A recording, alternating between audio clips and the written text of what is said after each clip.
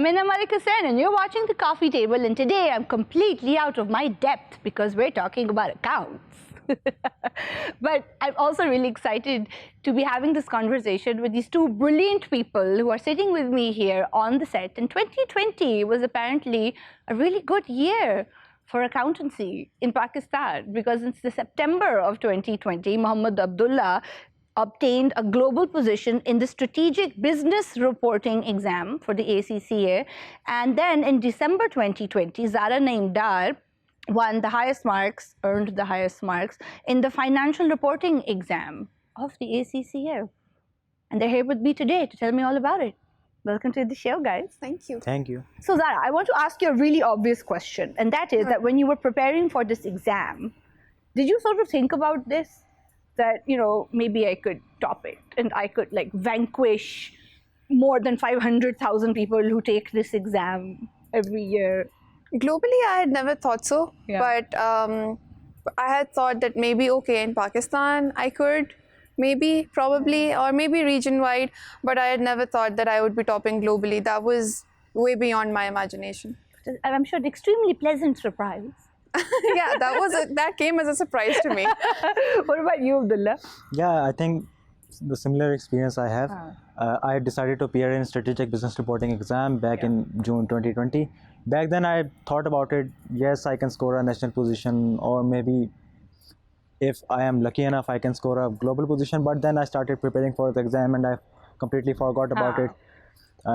Later in the year, when in October the results came out, and I was completely surprised. Yeah, you're like, what? Because I feel like a lot of times with, like, you know, these O-level kids who get like 25 A's, this doesn't happen by accident. Like, you have to plan this. I'm going to take all of these subjects, I'm going to prepare and sit this exam. But this is just something that, you know, it's like my grandmother used to say, do your best and leave the rest. But then you did that, and then it was just like, what? That's so cool that we have like two Pakistanis who have done like this fantastic thing. But if we kind of now dial it back, so Zara, tell me about the ACCA itself, because like I've heard this acronym a lot, and I know that if you're an accountant or a chartered accountant, then you're supposed to take this.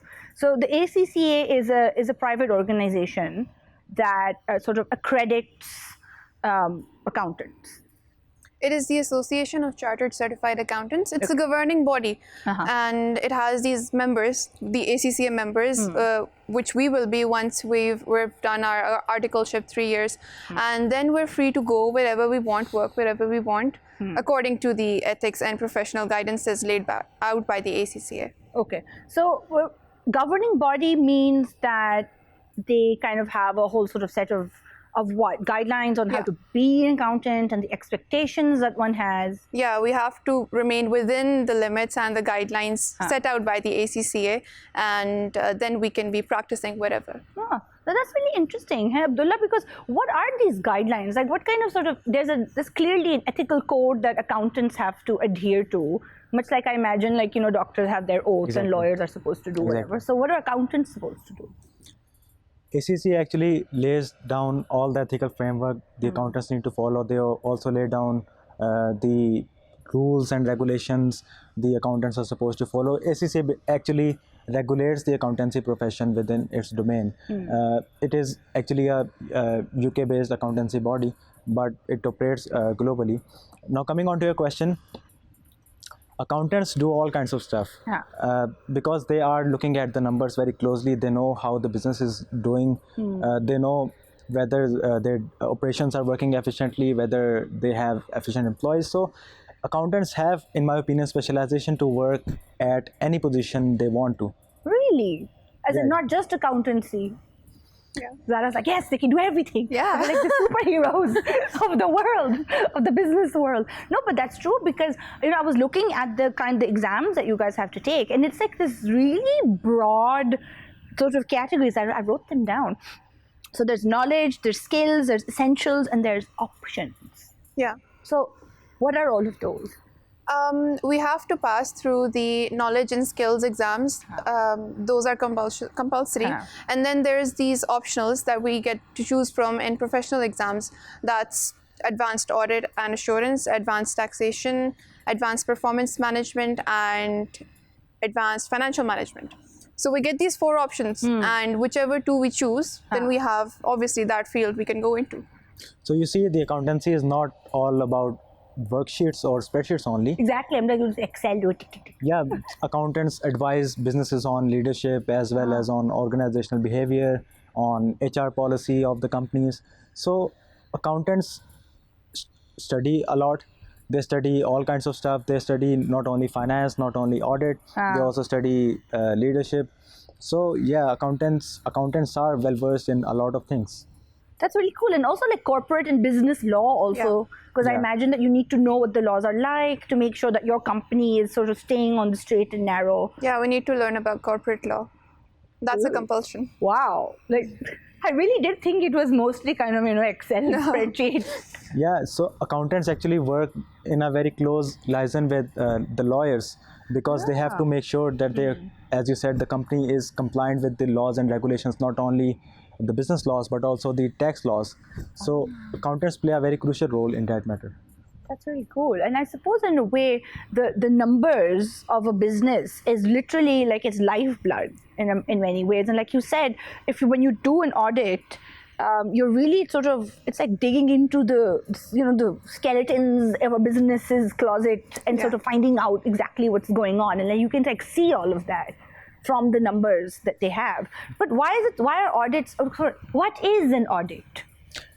Audit actually means to looking at the financial statements of a company. Financial statement means the results that show how the company is performing. Yeah. As an auditor, I would go to a company and look at whether their numbers make sense or not. If they are doing any fraud, if there is a misstatement in their financial statements. So as an auditor, I have to look at that. Adding on to that, the auditors also need to see whether a company is compliant with the laws, whether they are following the laws and regulations, because if they are not following the laws and regulations, it is going to have a impact on their numbers as well. Yeah. So as an auditor, you have to look at the business as a whole. So Zara, do all companies need to be audited? It's a compulsion for the public limited companies and for the private ones that are, that large scale. But for smaller companies, SMEs, it's not really a compulsion. It's more of an option for them. But it's To kind of always good. show that they're doing transparent work. Because that attracts investors. If you're being audited and you have an audited financial statement, that's really attractive to potential investors. Audit is just like an attestation. Your financial statements get attested that they are fair. Yeah. They are presenting a fair view of your business. So naturally, the investors would trust your financial Quite statements. right. You're like the doctors of businesses.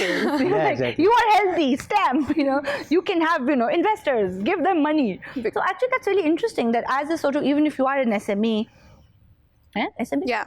Learning Small things. and medium enterprises. Write things down. I'm so thrilled.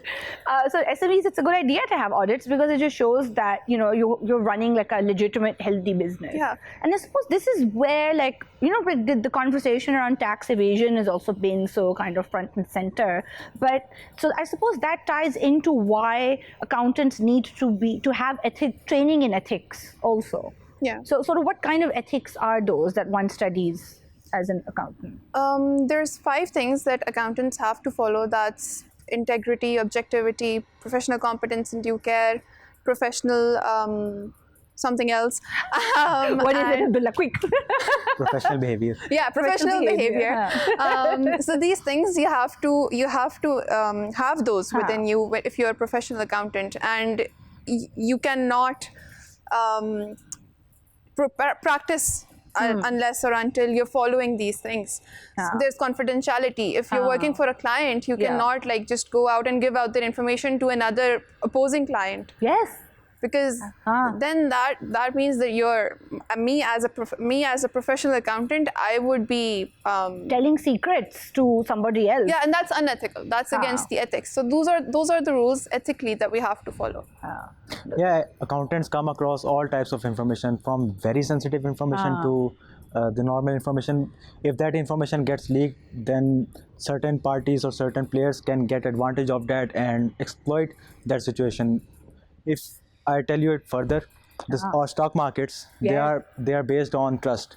If that trust is breached, then nobody would gonna invest any money. That's so true. Auditors are trying to make sure that our markets are working efficiently, the information is being transferred to the shareholders as well as the other users of the financial statements efficiently.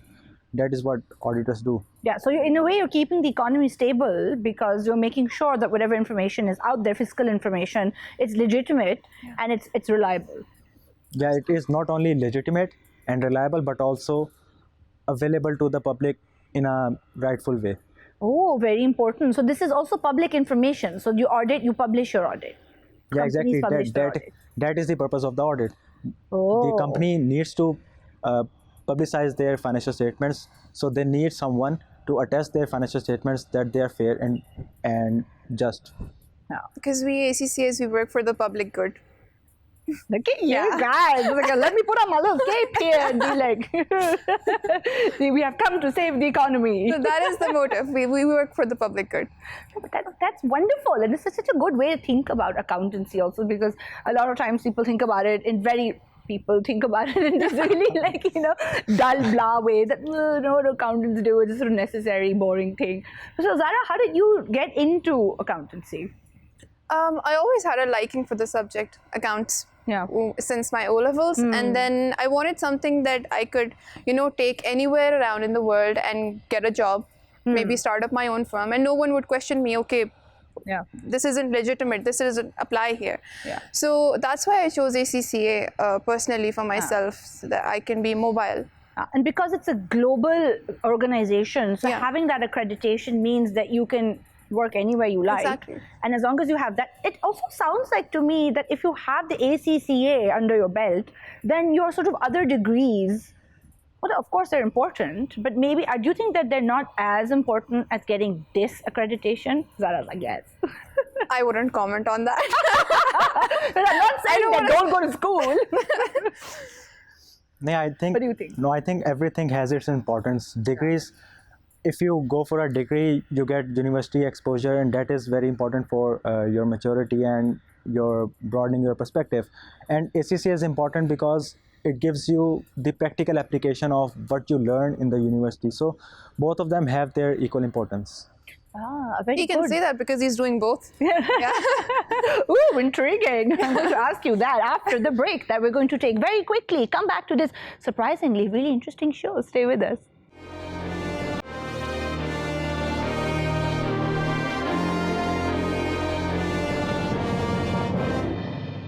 Welcome back to the coffee table. We're talking to ACCA prodigy children, young people, not children, Zara Naeem Dar and Mohammad Abdullah, who have topped various papers in 2020. Well done.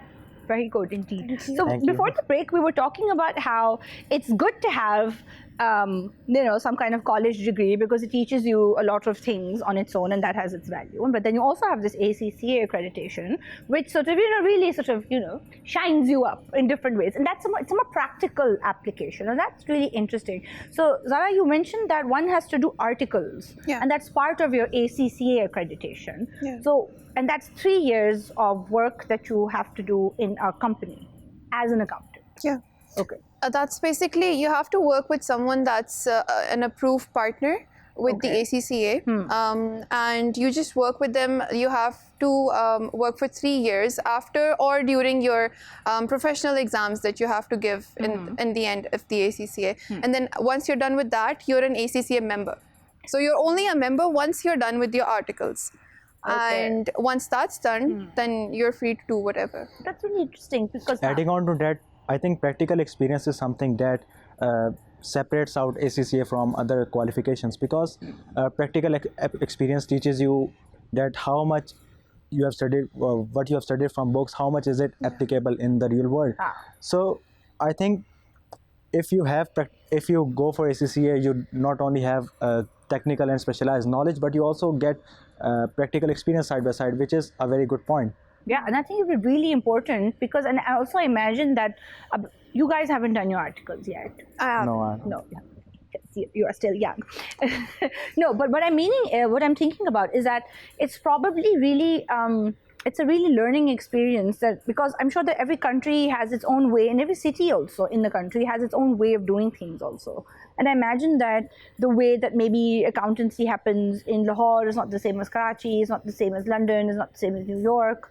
Or do you think that it is kind of fairly a standard practice? No, I don't think that is the case because if if we had been talking about a few decades ago, then this would not have been true. But now today we have global standards. We have what we call IFRS, International Financial Reporting Standards.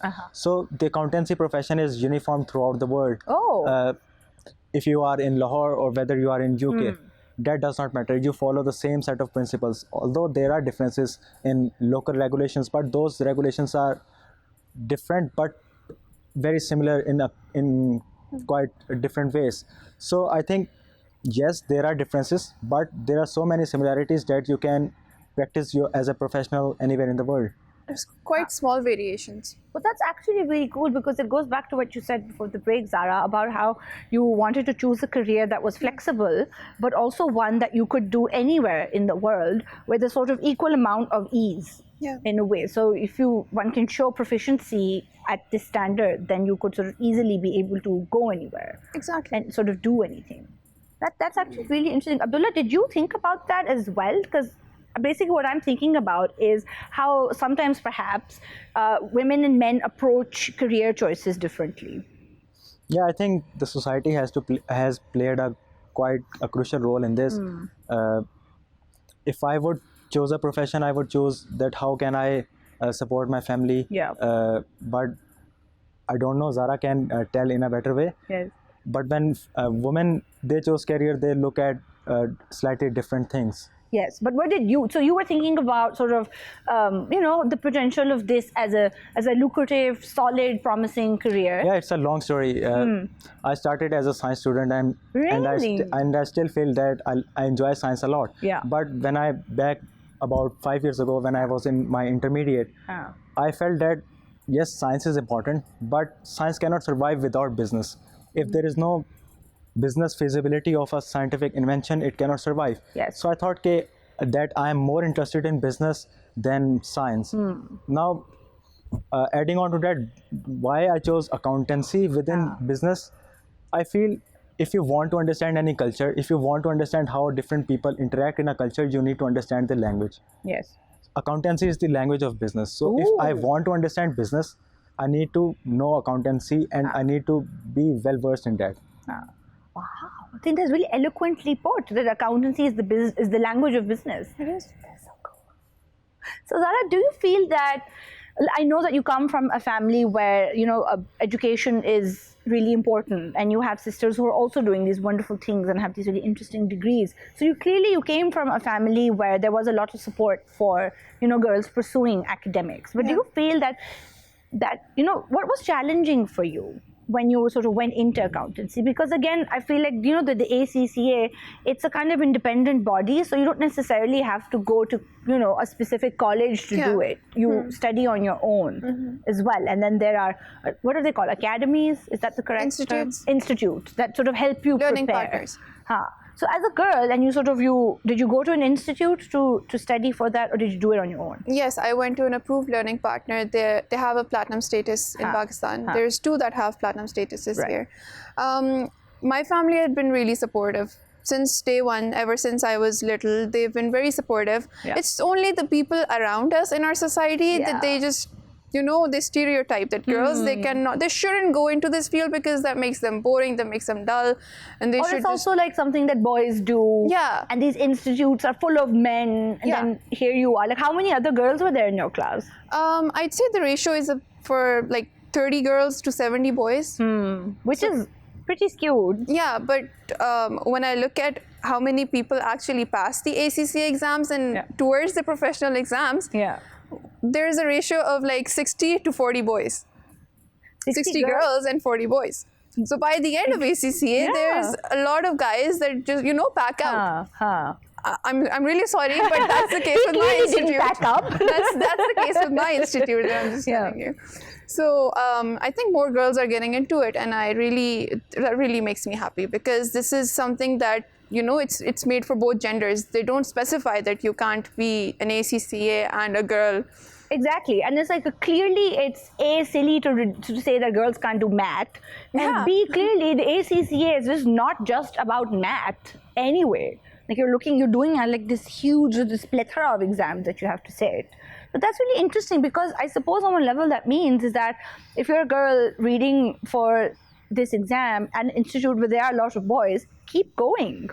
Yeah, you should. Because maybe in the end you'll sort of end up in a more equal kind of environment. But does that mean that if a lot of girls do pass the exams, then that we don't somehow see them in workplaces then?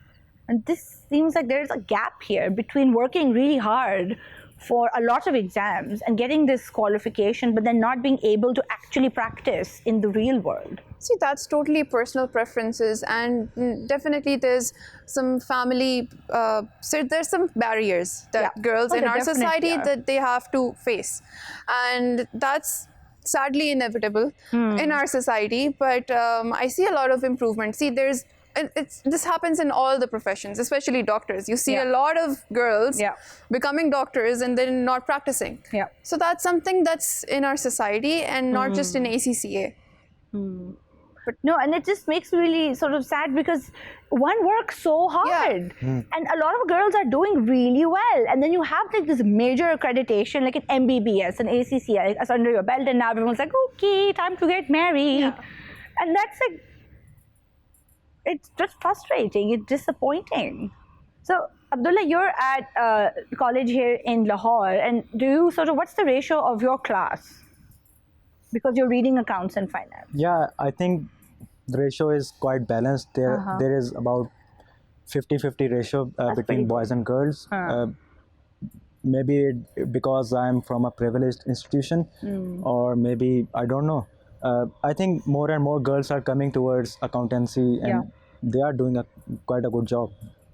No, I think, and that's definitely one of the things that you said about sort of wanting a stable career that can, you can go anywhere with it.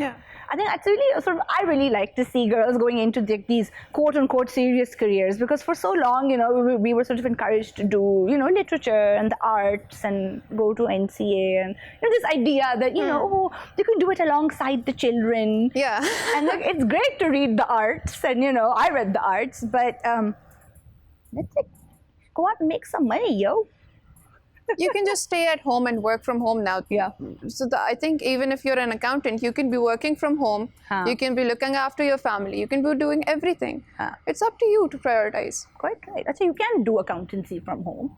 You can work anywhere from home in any profession. It's I don't know why I'm imagining some kind of like secret files in a room where one has to sort of go through. No, there is. You can easily work from home because there are a lot of freelancing opportunities. You can have your clients from anywhere in the world. You can make their books. You can even audit them. You can even write business plans for them. I mean, there are a lot of opportunities. That's really interesting. And then again, because you have like this business bent also, so what are sort of your next plans? I think I'm not looking at any position. I want to do something good for the society, because as a business, if you are not creating any value for the society, you are just useless. You have to do something useful. You have to create awareness. You have to help people create employment. You have to lift them from the poverty level. So I'm looking at that. I want to do something positive for my society.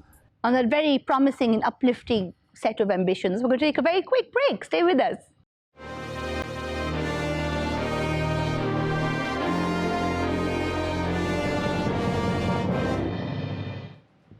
Welcome back to the coffee table. We're talking to Zara Naeem Dar, who got a global distinction in financial reporting exam in December 2020 for the ACCA, and Muhammad Abdullah, who got a global position in strategic business reporting for the ACCA, also in 2020, in October. September. Because I said September, but then you said October, but anyway, it still counts. So Zara, tell me, what are you planning to do now, once you're finished with all of these exams and everything? I plan to start up my own firm, because that's always been my aim, to do something big and have my own name and go big. Alhamdulillah, I've done that now by just scoring globally. But I plan to do that. And another thing that I really want to do now, which I've developed an interest for recently, is doing something for the young girls that are getting inspired by me. Very good. Tell me more. Do you have a lot of them sort of reaching out to you and sort of saying that? Yes, How's it I have a going? lot of messages coming in saying we want to be just like you and you're an inspiration for us, and that really makes me happy. So I really feel the need that I need to give something back to them. Yeah. So have you thought about sort of what shape that could take? Because I'm curious about sort of, what identifying the gaps that there are in the system, and not just for girls, but for young students who want to do something like this. And clearly we have all the brains here, and sort of most of it is on the sofa. So we've got so much potential. But obviously, we are a country that still is struggling. There's still sort of things that we need to improve. And we do clearly have access to this accreditation. We have institutes helping kind of teach it and prepare students. So we have our own accounting sort of statutory body also. So that, I imagine, works in tandem with the ACCA people? That also regulates us accountants in Pakistan, yes. Yeah, but are they sort of affiliated with the ACCA also? No, they are actually, both are independent accountancy bodies. ICAP works only in Pakistan, whereas ACCA is a global body. Yeah. It regulates accountants all over the world, whereas ICAP has its domain within Pakistan only. Okay. But do they have a thing where you can get accredited by them also? Is that a thing, or they don't do that? Yeah, they actually have. For example, ACCA gives you 9 paper exemptions if you have done halfway through ICAP. Similarly, ICAP gives you some exemptions if you have done your ACCA. So So they are sort of aware of each other. And clearly ICAP is at some level where ACCA sort of trusts them and says that, okay. Yes, that's why they give the exemptions. Yeah. So Abdullah, tell me, is this sort of true that a lot of jobs will be sort of replaced by robots at some point? Do you think that can happen to accountants? Will a robot do your job? I think accountants are stereotyped that they are the bookkeepers. They are called the munshis. Yes. If you are a munshi, then obviously a robot is going to replace you. But now if we look at the present scenario, accountants do much more than bookkeeping. They advise business. They have a specialized knowledge which I don't think any other professional could possess. So I think as we are getting more and more technology into our businesses, the financial transactions are getting more and more complex.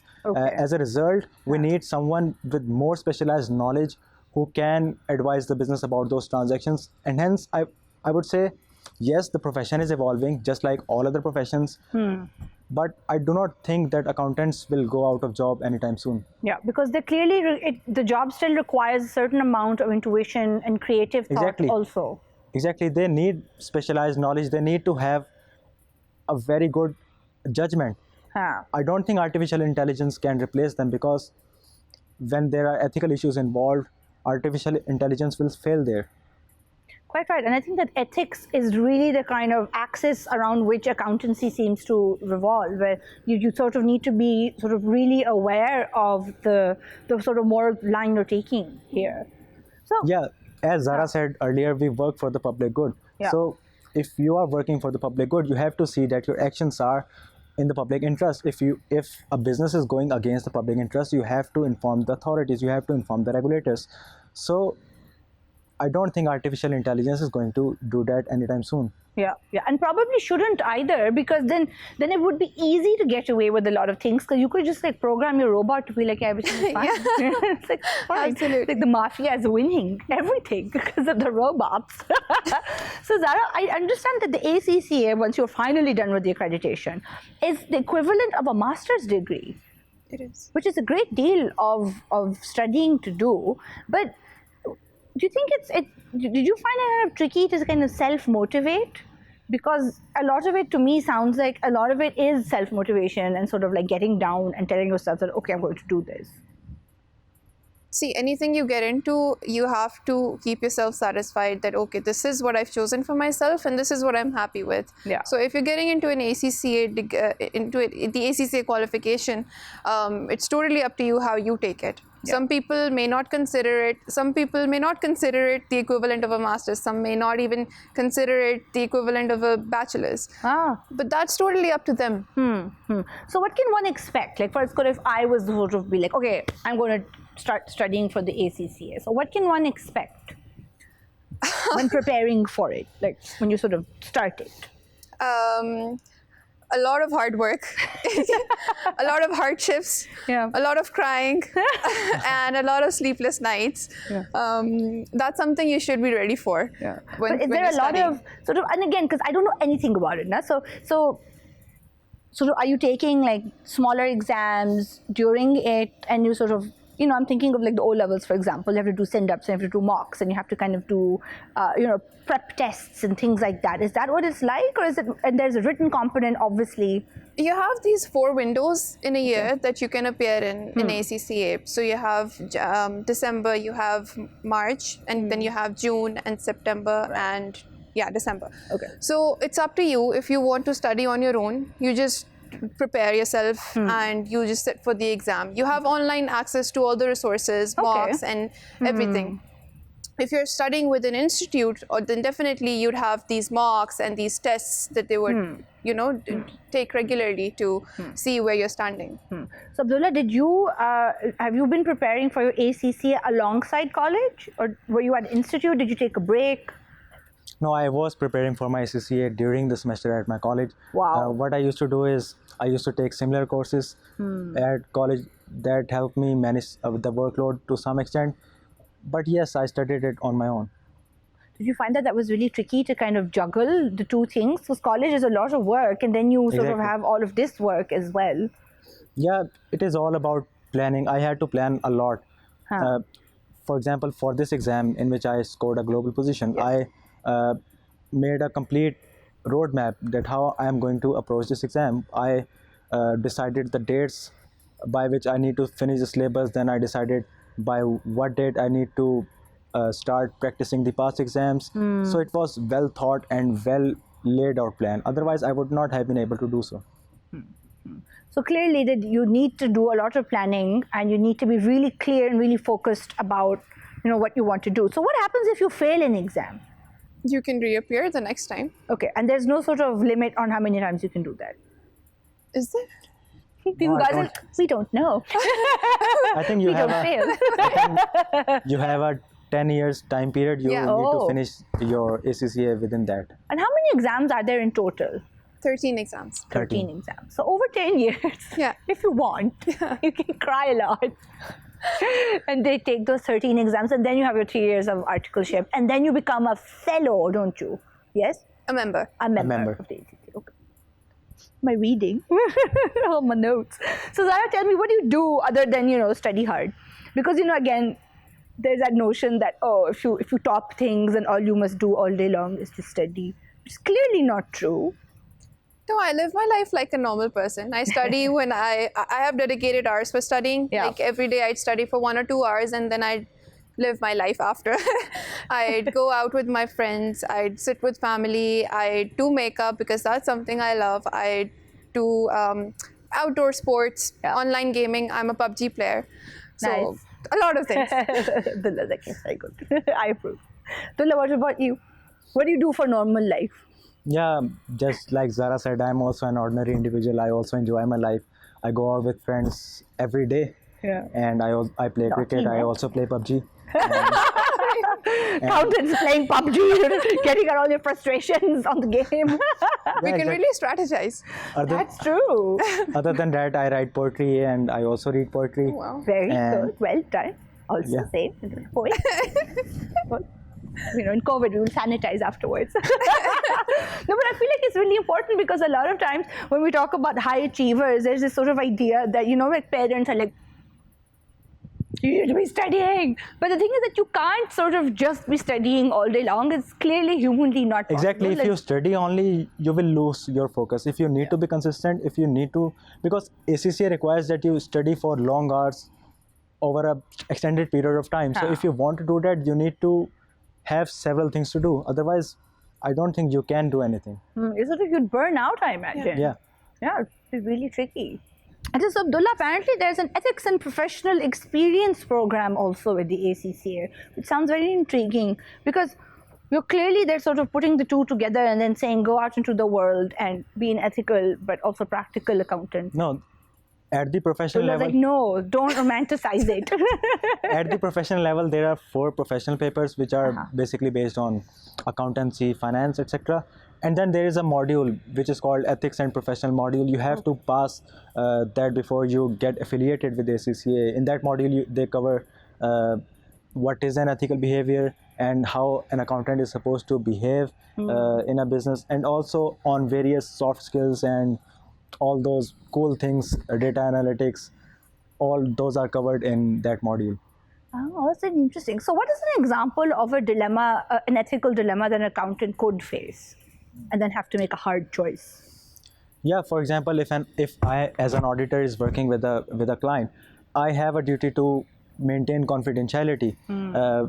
I have to make sure that I do not leak any information to anyone else. But if the business is doing some illegitimate thing, if it is involved in a fraud, if it is involved in, let's say, environmental damage, then there is a dilemma. Do I need to maintain confidentiality still, or do I need to inform the regulators? So the framework, the ethical framework of ACCA, as well as other ethical frameworks we study, they guide us about how do we deal with these dilemmas. And I'm sure that they crop up quite often in a sort of practical way. So Zara, you were telling me that you wanted to set up your own accountancy firm. Are there many female-led accountancy firms in Pakistan, if any? I'm not so sure about that, but I've never heard of any. yeah, I haven't either, but I hope to start up my own of an international level and hopefully get international companies to work with me and give them consultancy. Absolutely. Do you think that there's a little bias that people don't think that female accountants are as good as male ones? That I'll be able to answer better once I'm doing that and I'm on that seat, and I'll definitely tell you. Yeah, then we'll have you back on and be like, so tell us, how's it going, Trailblazer? Well, thank you so much, guys, for being on the show with me today. I've learned so much from you, and I sort of have a renewed now sort of appreciation for accountants and all the interesting things that you guys do. You're really wearing so many hats at the same time. And also congratulations on being so brilliant. Thank you. And, Thank you. I'm sure that a lot of people watching this show are hoping that their parents never see this show. Tell them that you can be a global topper too. But you can if you are focused and you work hard and you have a plan. Thank you guys for watching. If you're watching this on YouTube, don't forget to like and subscribe, and we will see you next time on The Coffee Table. Bye now.